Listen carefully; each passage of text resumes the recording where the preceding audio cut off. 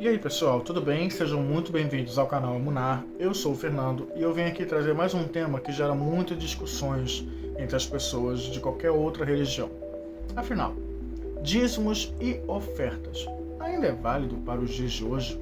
Será que essa lei ainda permanece em rigor e tem algum tipo de validação diante de Deus nos tempos atuais? É o que nós vamos discutir nesse vídeo. Será que os dízimos e ofertas hoje só valem quando você leva para uma instituição ou quando você literalmente ajuda uma pessoa que precisa, alguém que está necessitado, alguém que literalmente precisa de ajuda? É o que nós vamos discutir hoje.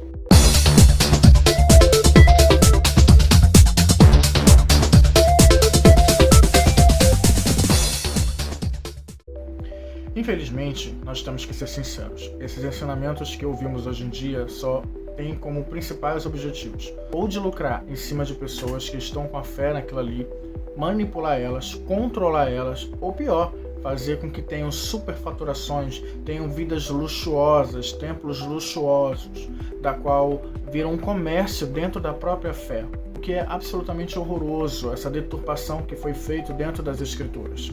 Mas afinal, o que as Escrituras Sagradas falam sobre isso? Vamos checar? A Bíblia já falava sobre isso lá em 2 Pedro 2, quando diz que os falsos profetas surgiriam para deturpar a mensagem de Cristo, para colocar o fermento dos fariseus em cima das Escrituras, deturpando a verdade, colocando verdades em mentiras, da qual as pessoas abaixo daquilo que esses líderes religiosos julgam, veem como único objetivo o controle e a manipulação deles. A Bíblia mesmo já alertava sobre isso lá em 2 Pedro 2, quando diz que os falsos mestres surgiriam para introduzir falsas doutrinas que só levariam à destruição. Pensa comigo, faz sentido hoje em dia você tirar 10% do seu sustento para entregar a uma instituição, onde muitas das vezes alguns líderes religiosos te prometem mundos e fundos, bênçãos sem medidas, ou amaldiçoam você para colocar uma certa pressão para que você tenha que doar 10%? Está roubando a Deus nos dízimos e ofertas, não é? Eu mesmo já cansei de ouvir infinitas bênçãos, mundos e fundos com uma pessoa que dá mais do que 10%. Porque a Bíblia diz em Deuteronômio 28, aonde você botar a tua mão, vai prosperar. Diz lá também que se você não pedirás emprestado, você emprestará a muitas nações. Diz também Josué capítulo 1, que aonde você pisar a planta dos seus pés, será teu por herança. E diz mais, a Bíblia diz, sabe o quê? A Bíblia diz que a bênção colhe atrás de você, te alcança e permanece. A Bíblia diz que eu nunca vi um justo nem a descendência mendigar o pão. Diz também mais, o justo comerá o melhor dessa terra. E também já ouvi maldições sendo ditas para quem não dá 10% ou dá menos, ou faz pouco caso. Você não dá os seus 10% a Deus, né? Em compensação, eu, Satanás, ordeno o devorador para pegar 10% do seu salário. Não, 10% é pouco. Nós pegamos 30% do seu salário e gastamos no conserto do carro. Pego mais uns 40% e gasto na farmácia. Isso! Pegamos mais uns 70% e gastamos sem você menos perceber. E agora?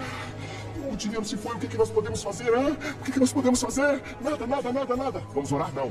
Orar demora muito. Já sei. Vamos pegar um empréstimo. Isso. Cheque especial. Isso, cartão de crédito. Mais. O que você quiser.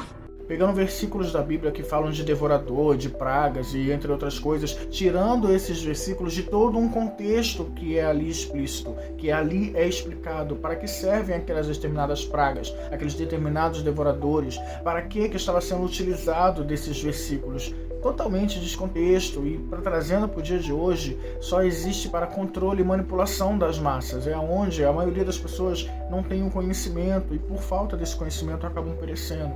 E é onde esses líderes religiosos entram como lobos disfarçados de ovelhas, da qual introduzem uma doutrina destrutiva, perversa e deturpada das Escrituras Sagradas. Você está se desfazendo de tudo, não é? O seu carro você já perdeu, a sua casa já era. Dívidas atrás de dívidas, sabe por quê? Vocês não tomam posse da palavra de Deus. Eu não posso entender o povo de Deus passando fome. Quando a gente investiga a fundo, a gente descobre que essa imposição colocada pelos líderes religiosos nada tem a ver com a nova aliança que foi estabelecida por Cristo. E por falar em nova aliança, olha o que Hebreus no capítulo 8, dos versículos 6 a 13 nos revela. Ele mostra que a primeira aliança não era perfeita e que Deus estabeleceu uma nova aliança. onde ele mesmo escreve essas leis nos nossos corações. E o que se tornou velho e antigo logo desaparecerá.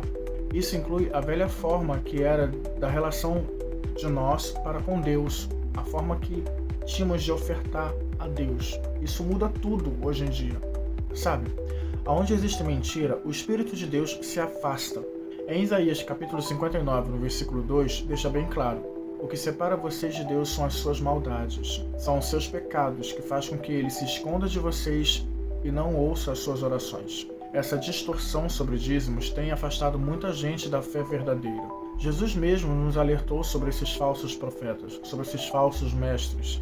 Lá em Mateus, no capítulo 7, dos versículos 15 a 20, ele disse: vocês os reconhecerão pelos seus frutos, porque não pode uma árvore má dar bons frutos, ou uma árvore boa dar maus frutos. Uma árvore boa dá bons frutos, e uma árvore má dá maus frutos. E essa árvore má que dá maus frutos, ela é arrancada e jogada no fogo.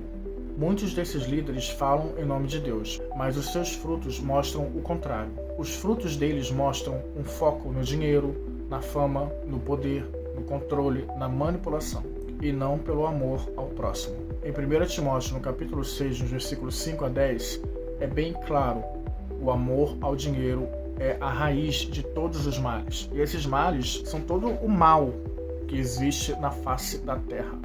E por causa disso, por eles desejarem tanto o dinheiro, eles acabaram causando em si mesmo muito sofrimento. Durante os séculos, pastores e padres insistem que todos nós devemos dar 10% da nossa renda, do nosso sustento para uma igreja. Mal sabem eles que a palavra igreja vem do seu original eclésia, que quer dizer os chamados para fora. O povo, a comunidade, não uma empresa com CNPJ. Jesus nos ensina que o verdadeiro culto a Deus está no amor ao próximo, na justiça e na misericórdia para com os outros. Cuidar dos órfãos e das viúvas em seus momentos de aflições e guardar a si mesmo de não serem contaminados com este mundo. É isso que diz lá em Tiago, 1, versículo 27. Não é sobre sustentar uma estrutura empresarial disfarçada de espiritualidade. A Bíblia menciona 3 tipos de sacerdócio. O primeiro foi sobre Melquisedeque, que recebeu de Abraão o dízimo involuntário, sem imposições, mandamentos, regras ou leis. O segundo foi o sacerdócio levítico, na lei de Moisés, onde os levitas eles não possuíam herança na terra, e por causa disso, Deus estabelece que todas as 11 tribos de Israel deem a essa última tribo, que é a 12ª tribo de Levi, desse o dízimo, para que essa tribo pudesse se sustentar, já que eles não possuíam herança, eles não podiam trabalhar. A função dos levitas nessa época era apenas de cuidar do templo, mais nada. E por último veio o sacerdócio de Cristo. Lá em Hebreus 7 deixa claro que Cristo veio como nosso sumo sacerdote que substituiu por completo o sacerdócio levítico. Ele ofereceu um sacrifício único e perfeito, e com isso a antiga aliança foi encerrada por intermédio dele. Através do sacrifício de Cristo, por ele ter salvo toda a humanidade, que se abriu um novo caminho de se chegar a Deus, onde não há mais a necessidade de templos físicos, de sacrifícios de animais, de tributos obrigatórios. Tudo agora é voluntariamente levado pelo amor. O amor a Deus e o amor ao próximo. Meu mandamento para depois que eu me for é este: amai-vos uns aos outros, como eu mesmo vos tenho amado. Assim, amai-vos. A imposição de dízimos para sustentar estruturas religiosas não tem base nos evangelhos. O dízimo era parte da lei, que foi cumprida e superada por Cristo. Em Mateus capítulo 5, versículo 17, diz que Jesus não veio acabar com a lei, mas para dar um novo significado para ela. E em Romanos capítulo 10, versículo 4, diz que Cristo Jesus é o fim da lei, e que todos que têm fé nele possam ser declarados justos diante de Deus. Hoje, nós somos chamados para viver pela fé e pelo amor. A contribuição, hoje em dia, ela tem que ser voluntária, conforme a necessidade dos irmãos e com liberdade.